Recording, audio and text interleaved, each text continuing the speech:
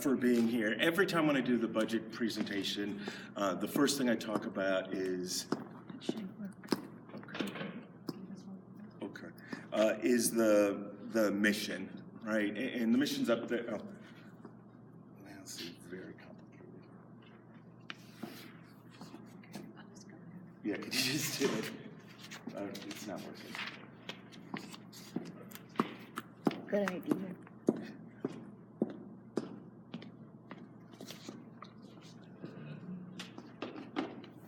So our mission is to ensure that all students are challenged through a wide range of experiences to become engaged, curious learners and problem solvers who effectively communicate, respect diversity, and improve themselves and their community. And I think on most days in most places we're achieving this, and I like our mission.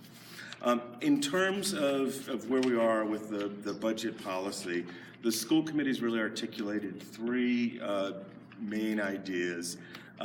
They're hoping we achieve high or great educational returns in relation to the dollars expended, right? So they're hoping that we get a good return on our investment.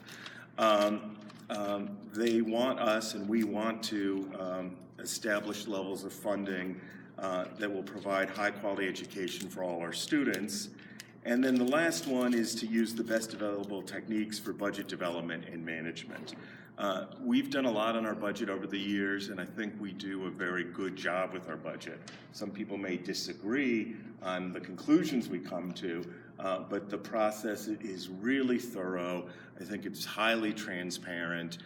The work of the Finance Committee in the last several years has grown tremendously, and we started budgeting like 2 weeks after our last budget meeting last March, and had meetings through the end of the school year, a lot in the fall, and that's how we got to where we are. And this year, though we're having this meeting now, we're probably 2 months ahead of where we were last year.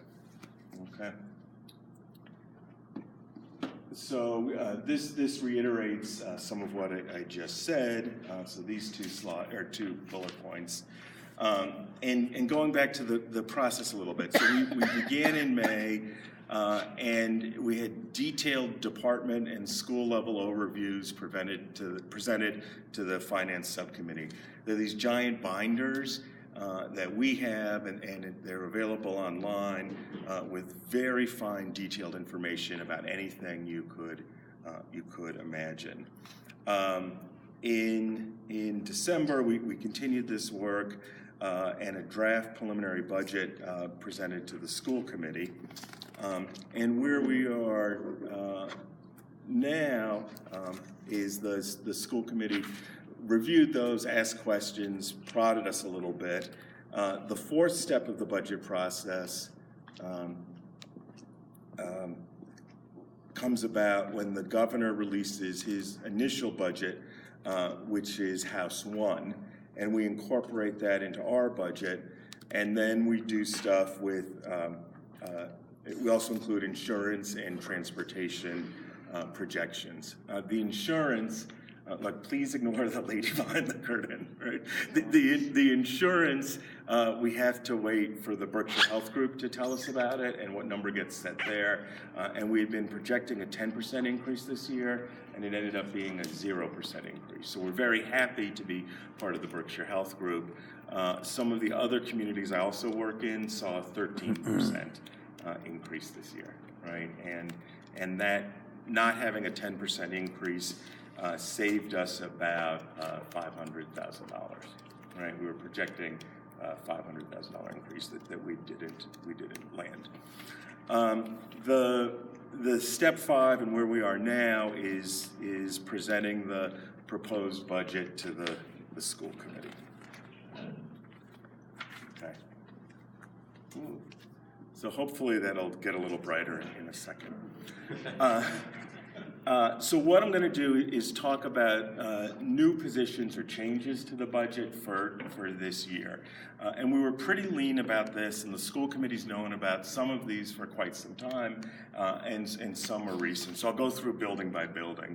The first one's the elementary school. Right there we have a half-time computer teacher, and we're recommending that that person become full-time. Right, so we're increasing that by half a position, and that's to give that person more time, or that position more time to work with classroom teachers to integrate technology into the other subject areas. Right, so only being half-time, he or the person in the position sees kids sort of briefly, and this will give more time to integrate technology into our work.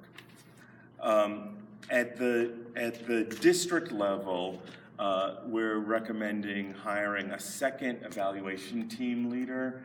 We did this year, and we had somebody working across the middle and the high school, and that's been very supportive. For those of you who've worked in schools or spend a lot of time in schools, special ed teachers spend a lot of time in IEP meetings, like planning meetings to create plans for kids with needs. And we figured out that rather than having 4 or 5 teachers each spend 20% of their time in meetings, we'd do better to bring in somebody who's specialized in those meetings. We'd free up the teachers to have more time to teach, and the quality of their life would actually be better, and they'd be more impactful on kids. And we brought in this person to organize all these team meetings that have to happen. We're doing it this year across the middle of the high school. It's been really positive. And for next year, we plan to create a similar position across the elementary and middle school. So one of the positions will be EK or pre-K to 6, and then the current position will be 7 to 12. So that supports each building, but it also supports transitions across the buildings.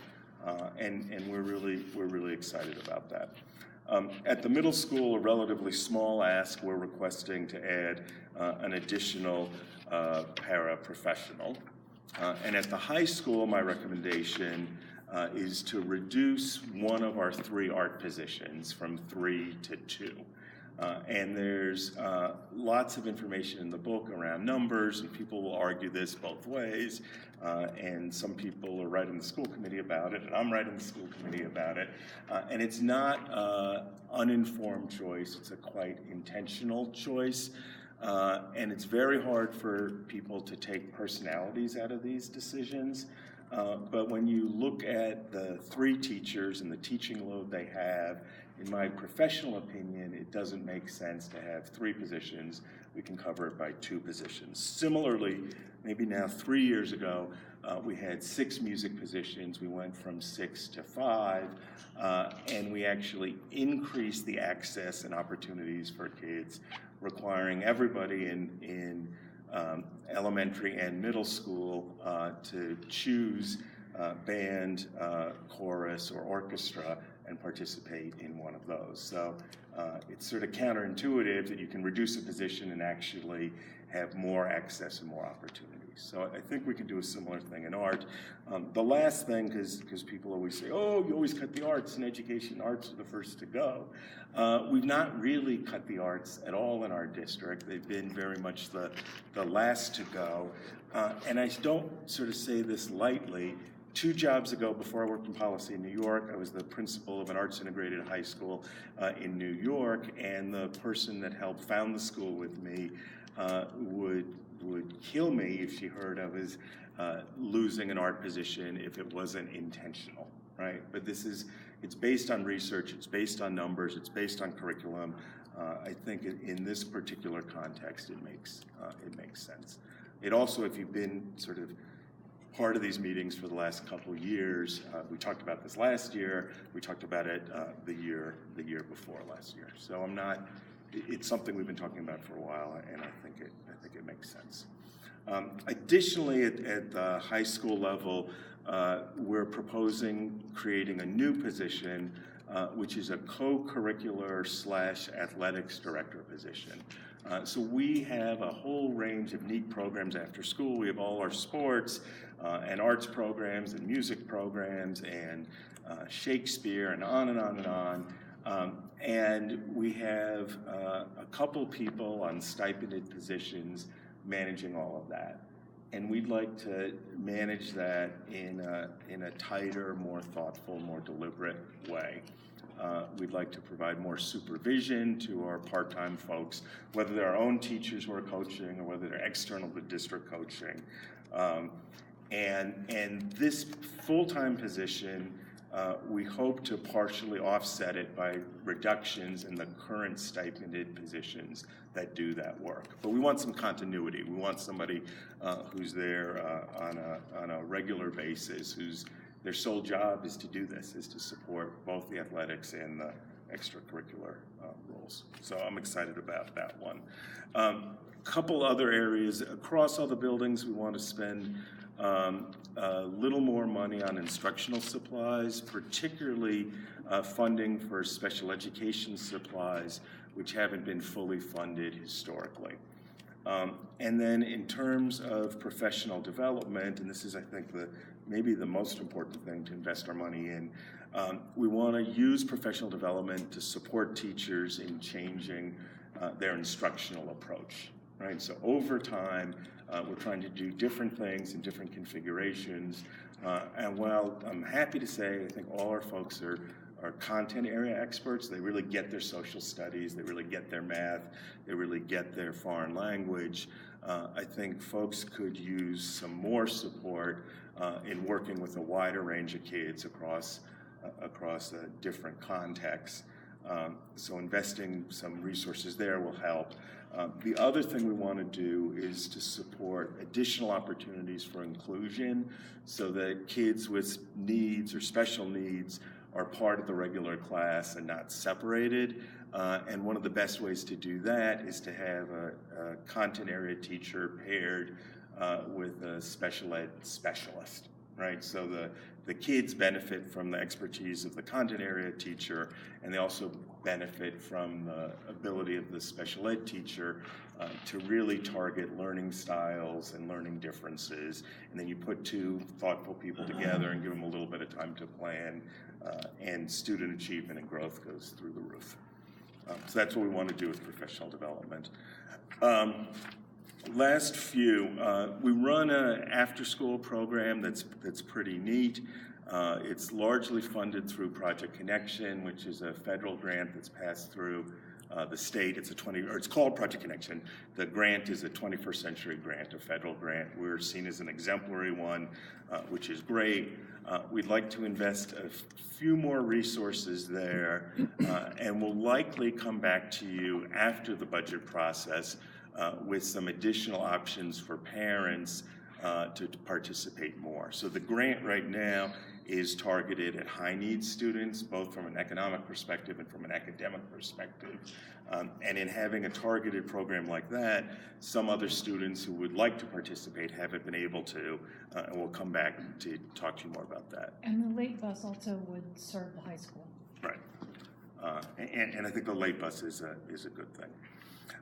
So the last thing, and we've talked about this a lot, and again, this could be a hot button issue, we'd like to have some support around communications, right? And we're not sure whether that's a position or a consultant to work with us.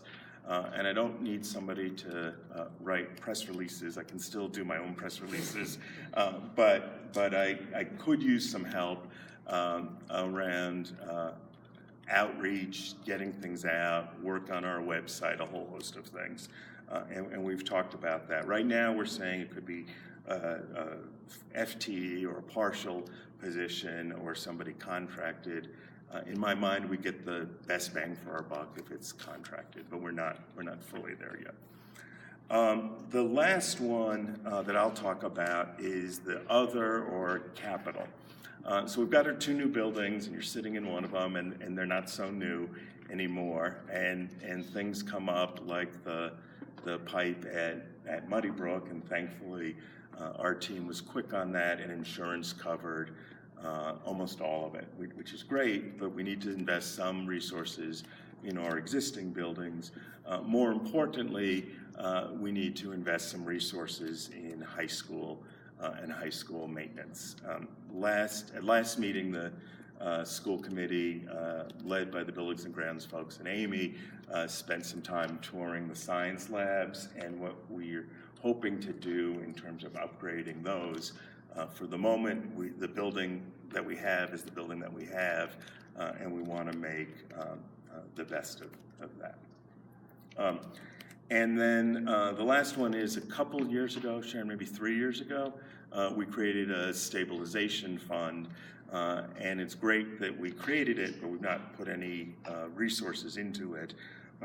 And we think it makes sense to do some of that. That would be set off by, or offset by E&D. So I think what we'll do now is Sharon and I will switch places. She'll talk through the numbers, and then after that, the school committee can come back to the table, and then we'll jump into questions.